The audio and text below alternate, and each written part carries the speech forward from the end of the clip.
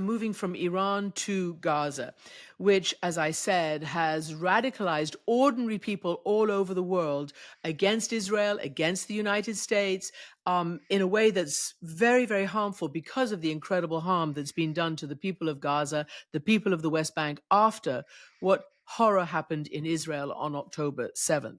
So back with former Secretary of State Antony Blinken and, of course, Jamie Rubin, who used to work for him, and he's my ex-husband. I want to come out of the box. Tony, don't laugh. It's a great combo. It's a great combo, but I'm going to just lay it on you now. Very serious Israeli people, former government officials, intelligence officials, defense officials there, a solid group of important people in Israel are saying that their own government is committing war crimes in Gaza and ordering the IDF, their military, to commit war crimes. That's from there. But I don't know whether you saw this. Your own spokesman, Matt Miller, who was your spokesperson at the State Department, gave an interview to a rival organization. I don't even think I can mention it.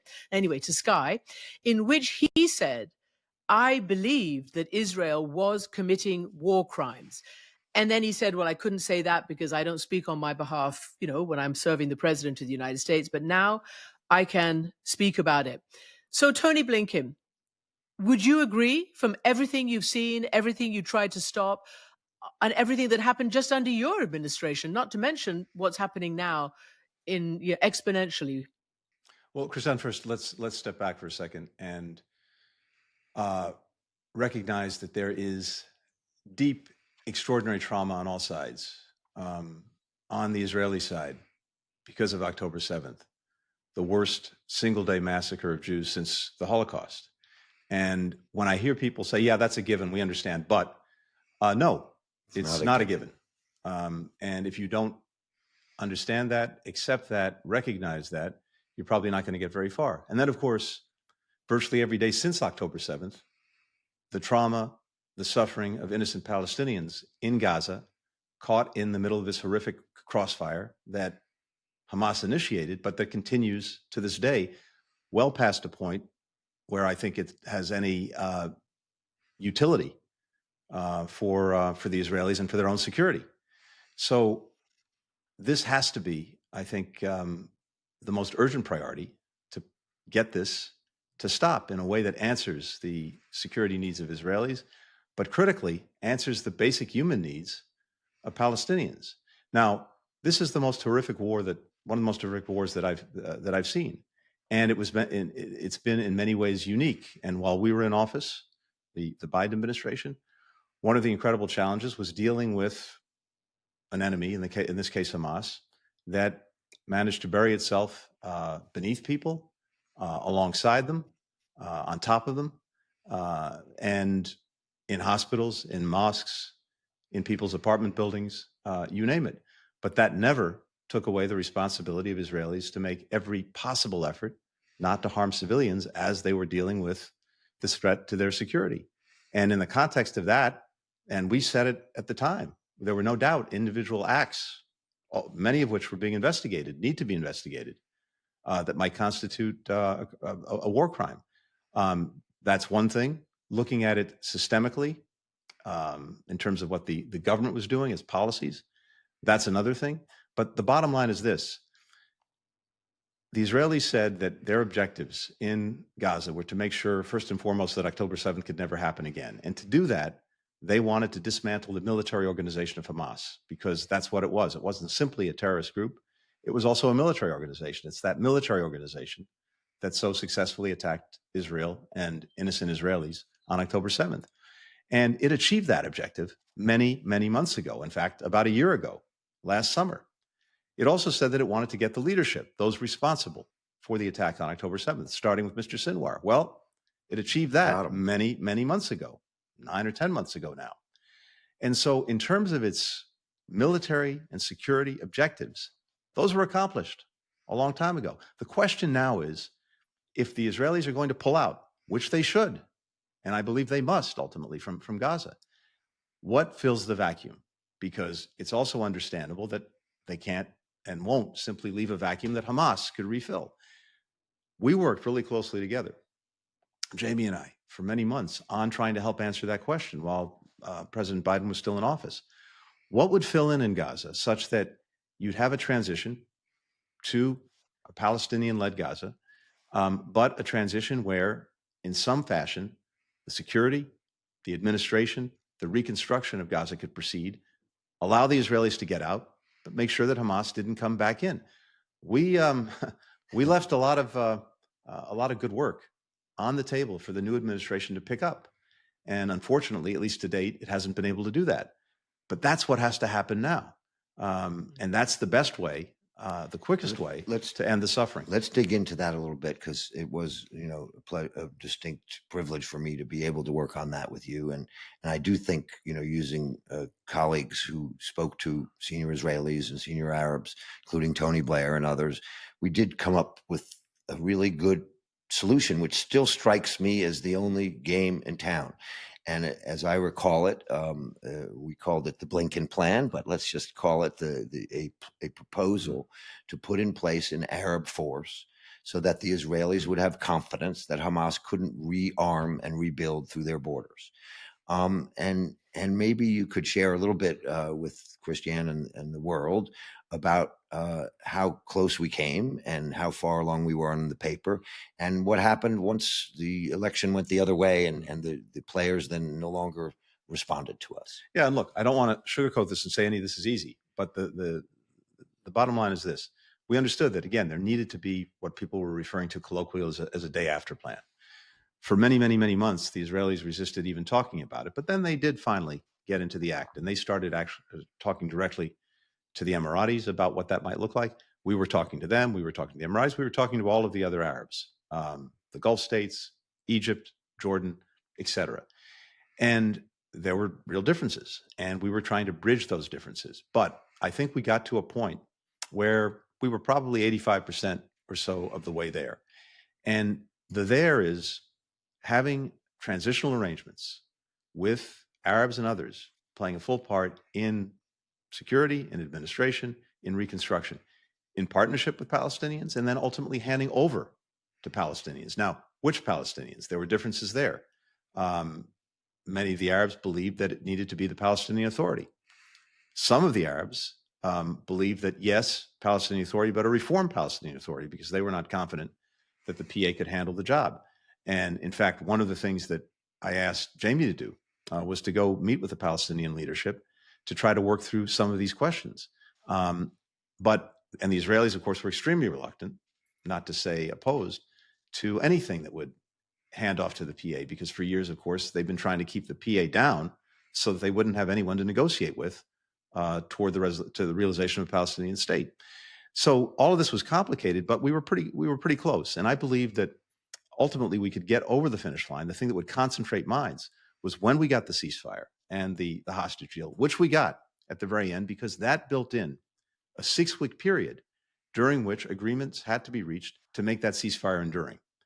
And in other words, to figure out what the enduring day after plan was, and that it would take getting to that point to really concentrate minds to overcome some of the remaining differences that we had. Unfortunately, when we got the ceasefire and hostage deal, it's not at all clear to me that the 6 weeks that we had were used in a way to really push the parties together to say, okay, we agree, here's what each of us is going to do, here's how we're going to make the ceasefire enduring. I think we're actually back to that point right now. And now, 6 months later, so much suffering. It's a really painful situation. And as I said, it's radicalized people in families, in workplaces. When I say radicalized, it has really stirred emotions that we haven't seen perhaps since Vietnam, maybe during the Bosnia, but I don't think so. And, in your administration, there were at least 30,000, if not more, people killed under the Biden administration in Gaza after the 1,200 people were killed and the 250 Israelis, of which there probably maybe still 20 living hostages were taken. Now it's up close to 60,000. It's between 50 and 60,000. And it's really, really a difficult and painful situation for anybody to talk about. And the world hasn't been prepared to talk about it because they're concerned. Well, they have, but everybody's concerned that if you're honest about it, or if you try to get a real resolution, then somehow you're accused of being anti-Israeli or anti-Semitic or anti-whatever it is, which I reject 1,000%, because you can object to a policy without having other motivations. But I want to ask you this, because I interviewed you when you were getting that ceasefire back in January. It was the last day That's of your right. administration, just about. That's And right. I asked you, is the second part of it sorted? You've got a first phase and a second phase. And you said no. And it's clear to all observers that eventually Benjamin Netanyahu broke the ceasefire. And that's what the New York Times reports. That's what everybody reports. And, you say individual acts of cases that should be, investigated as war crimes. But you see others writing about, soldiers right now targeting and shooting to kill at people coming to get their food and basic necessities in that ridiculous thing that's been set up that doesn't work, in the name of the United States and Israel, to give people food. You've seen deliberate targeting of children and women who've. It's just unconscionable. So I need to ask you, because it's No, but I'm super going to help important. you. I'll Hold on. help you. You don't need to help me. I want to ask Okay. Tony, because I want to get back to Matt Miller. Basically, he was pushed on what you might think, on the frustrations you might have had with Mr. Biden over Gaza and Ukraine policy. So Mr. Miller hinted that there were tensions. He said in his interview, "I'll probably wait and let the secretary speak for himself. But I will say, speaking generally, it's true about every senior official that they don't win every policy fight they enter into. And what you do is you make your best case to the president." He said that there were debates, and we know about the back channel, or whatever, the channel for dissent in the State Department. People quit, people wrote about why they were upset. Whether and when to cut off weapons to Israel. You saw us in the spring of 2024 stop the 2,000 bomb shipments to Israel because we didn't believe they would use those in a way that was appropriate in Gaza. So that's your spokesman, who never gave a hint of this, and actually, I'm sure, kind of criticized my hardline reporting. So I want to know, what was there that kind of, did you have those frustrations? Could you have done more to stop what's now turned into, a slaughter?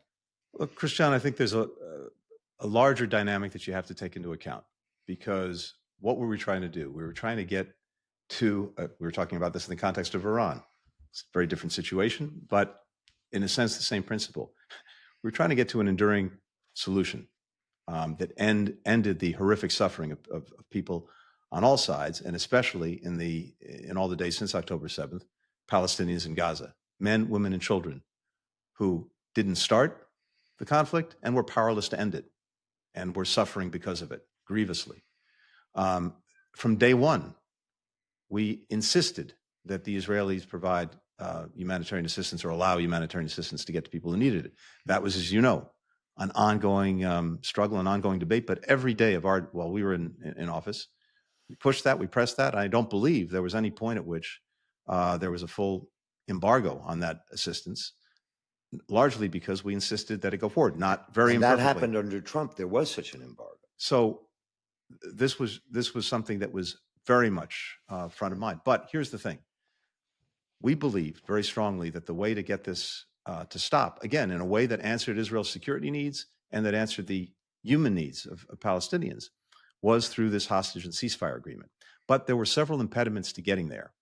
Two of those impediments were Hamas's belief that if there was daylight, if there was division publicly between the United States and Israel, if that manifested itself, as well as other countries in Israel, then it could sit, wait, bide its time, and get the best possible deal way down the road.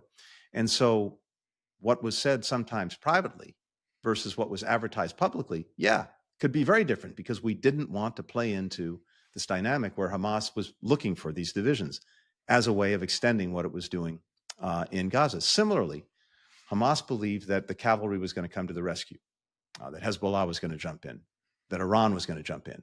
And it was vitally important to make sure that Israel had the means to deter further aggression from other parties, other fronts opening up. That was the best way to extend what was going on in Gaza. So when you're actually making these decisions, when you're thinking about what you're saying in private versus what you're stating in public, you have to keep all of that in mind if you want to get the result. Now, we should have probably had the ceasefire hostage deal many, many months before we did. And in fact, it really, I think, got over the line a long time ago, way back in May, June, a year ago. That was the point at which President Biden went public and laid out that deal to the entire world. And then we went around the world and we got the entire world to sign on to it. And keep in mind, the impediment to getting it at that point was Israel's refusal to guarantee that any ceasefire that was reached would be enduring, and Hamas's refusal to accept an agreement that didn't have a guaranteed enduring ceasefire. Well, the framework that Biden put out had the 6-week period during which we'd have a full ceasefire, aid would be surged in, hostages would get out, prisoners would be released, and we'd negotiate the details of an enduring solution. And when he put that out, and the United Nations Security Council voted 14-0 with one abstention, the Russians, in favor of it, all of the Arabs came out in support of it. I went around the entire region and around the entire world. Country after country came out for it. Hamas finally caved and accepted that framework, the idea that there'd be 6 weeks, no guarantee, although best efforts to get to an enduring ceasefire. And then we worked to implement it. And then events happened. Various people got killed, assassinated. At one point, the Hamas executed some of the hostages. And so getting over the finish line got derailed, got delayed for many months. But ultimately, the deal that was reached at the very end of our administration was exactly what President Biden had put out back in May, June, and we'd rallied the world behind. So it's a really long way of saying that, this is what we're immersed in every single day. And when you're immersed in it, and then you've got these questions of, we have real differences with the Israelis, but are we going to be public about it and potentially derail the effort that we're making to get something enduring that will alleviate and relieve the suffering of people for the long term, not just for the short term? That was the calculation we had to make. Now, people may come back and say, we did it wrong. And that'll be the judgment of history. But that's the way we were thinking about it. Is Israel more secure, more safe, and or, as has been written about just recently, is it secure yet isolated and potentially a pariah? And how is that helpful? Christian, it's both. But first, let me backtrack for a second. I'll come to that. But first, you have to be true to yourself. And when I was in Israel, on the dozen times I was there, as well as so many of the countries in the region, a dozen times from October 7th on, I was there as a representative of the United States, as the Secretary of State, as an American. But as a human being, of course, I'm very proud of my heritage. And of course, what happened on October 7th resonated in a personal way with me, not just a professional way, because in my own family history, I have, relatives who were forced out of countries by pogroms and came to the United States. A late stepfather who was a Holocaust survivor who survived Auschwitz and Dachau and Majdanek and all these camps. His entire family was exterminated. And so the act, the horrific act of October 7th brought a lot of that to the surface. And I thought it was important in that moment to connect in a personal way with so many people in Israel who were traumatized. But in so many ways, that day in the collective global consciousness has been almost erased by everything that followed. And I wish that those, and I feel this so strongly because I also feel deeply the suffering of men, women, and children in Gaza. I've met with families, American families, Palestinian Americans, who lost their entire families, little girls and little boys. I have the pictures that I've still kept of one family. And so I have some sense of what they're going through, and there's no hierarchy of loss. There's no hierarchy. There's no difference between an Israeli child, a Palestinian child, killed in this horror that Hamas initiated. But I wish as well that those who understandably, have been so moved and motivated by everything that's happened since October 7th, if they'd spent just maybe 10% of their time calling on Hamas, demanding Hamas put down its arms, give up the hostages, stop what it's doing. Maybe if the world had done that, we'd also be in a different place. But to come to your question, more specifically, look, I think what President Biden told Prime Minister Netanyahu from day one, exactly as you said, was exactly right.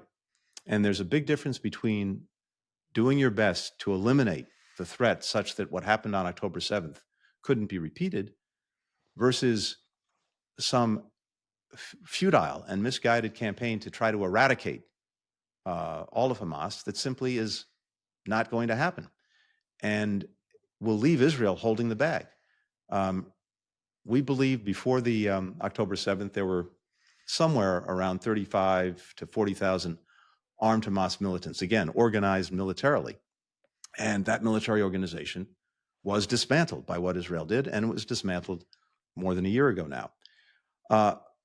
Israel probably killed, it's very hard to know for sure, roughly half of those militants. So let's call it 20,000, maybe a bit more. We believe that Hamas managed to recruit almost as many new members as had been killed. Now, these may be 15-year-old kids. They may not be trained or experienced. But the point is, they've helped replenish their ranks in this time. And so the idea of setting as your objective the elimination, the eradication of Hamas, I think is profoundly wrong and misguided. The real question is, again, the one that was answered a while ago, was making sure that they couldn't do it again. And I believe Israel achieved that objective. Let me So jump in. that's, I think that's, and again, this, what does this mean? It means absent finding a solution for Gaza that ends the violence, that ends the suffering, and a solution that allows Israel to leave and ensures that Hamas can't come back in the way that it was before, then Israel will be left holding the bag. It will be responsible for an insurgency that goes on for a decade, and it will have to deal with that. And let me just try to, so we can move on to Ukraine since we're running out of time. Look, we talked about Iran, we talked about Gaza, and there's a connection. The connection is that Israel's intelligence and military capabilities are extraordinary, and they can do extraordinary things. But that doesn't mean they make the right decisions. Their intelligence failed them on October 7th because they had a political push to have all their troops in the West Bank and not around Gaza. And that allowed Hamas to use a military assault on southern Israel. So Israel has great intelligence and military capabilities, but its leaders have to make the right use of those capabilities. They've destroyed Hamas.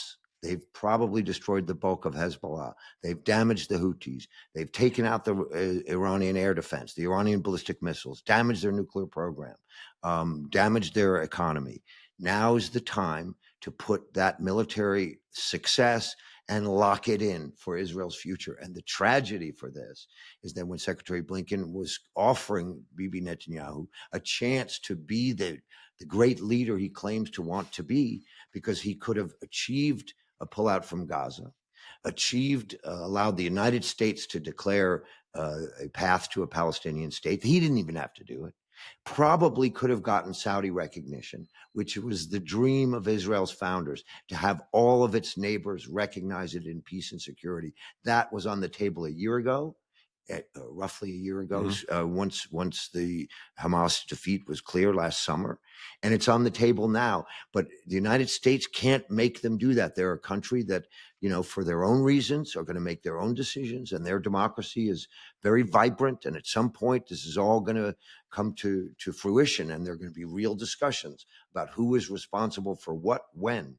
But as good as they are militarily, if they don't use their brains to lock it in, then the answer to your question is going to be no, they're worse off, because they've so damaged their reputation of Israel that the people that respected them, that loved them, that wanted to bring them into the international community as a full member of, they're part of the OECD, the first line of countries, are going to shun them because of what they're doing in Gaza. And that would be the great tragedy that would almost vindicate Hamas. Instead, to kill Hamas's ideology, you declare a Palestinian state. That's what Hamas is against. And Netanyahu missed that point. He claimed a Palestinian state is a victory for Hamas. He got it wrong. Hamas wants a one-state solution with Israel wiped off the map, getting to the Palestinian state, doing all the things that Secretary Blinken and President Biden got started, would bring him a historic role in the world, but he just doesn't seem to have the same capabilities to do that, rather than just ordering the military and the intelligence community to do what they would have done with any prime minister, frankly. Yeah. The ultimate defeat of Hamas actually is the realization of the Palestinian state alongside a secure Israel. And as Jamie said, you go back through history, every time this was coming close, Oslo, what happened after Oslo? Hamas perpetrated horrific terrorist attacks. The Arab Peace Initiative in the early 2000s, what happened after that was announced? Hamas perpetrating horrific attacks, precisely because it's the biggest opponent to a two-state solution. So ultimately, its realization, that's the ultimate demise of Hamas. It takes away any political wind that it might have in its sails. And look, I mean, you know, I don't want to keep on, but you can't deny that Prime Minister Netanyahu, as you guys have said, do not want that state, therefore have never empowered the PA, and weirdly have empowered Hamas before October 7th with the money they sent them, with the lack of intelligence. Yeah, with he did it on thinking- purpose so that they wouldn't have a negotiating partner. He admitted But it. here's the thing. There really is, and I still believe this very, very strongly. Maybe people will say naively. I believe the future that Jamie described remains possible, not only possible, but necessary. And possible because the equation we were working on, and we did so much work to try to realize, and that work is there and ready to be picked up, is through this pathway of normalization between Israel and Saudi Arabia. And that is, if you'll pardon the expression, the holy grail for Israel. And the work is all there. The agreements necessary between the United States and Saudi Arabia are Done there. in days. Much of the work necessary for even the Palestinian pathway is there. But two things need to happen. Gaza has to be over, and there has to be a credible pathway to a Palestinian state. Otherwise, Saudi Arabia, I believe, and MBS, the Crown Prince, cannot and will not move forward. But if that's there, then I believe that he wants to do it. Netanyahu remains very motivated to do it. And that is what fundamentally changes the future for Israel, for Palestinians, for Arabs, for all of the people in the region. And I believe we have to make every effort to work toward that goal. And I just wonder if either President Trump or Netanyahu are willing to stare down in pursuit of this goal, the extreme right who are busy. You've heard the Israeli defense minister, or reports anyway from the Israeli press, wanting to herd all the Palestinians of Gaza into a camp in the south around Rafah. And you know what's happening on the West Bank, that more Palestinians have been chased out of their homes and villages in this post-October 7th period by the settlers, enabled by the IDF and the police. And those decisions President Trump and his team are going to have to deal with. And we can only give them good advice now that we have at some point freedom to comment. At some point or another, you have to choose. And you can spend all of your time, and good politicians will do this, avoiding making choices. But there comes a point where you do have to choose. Okay. Well, on that note, you have raised a brilliant place to stop and take a break, because there's a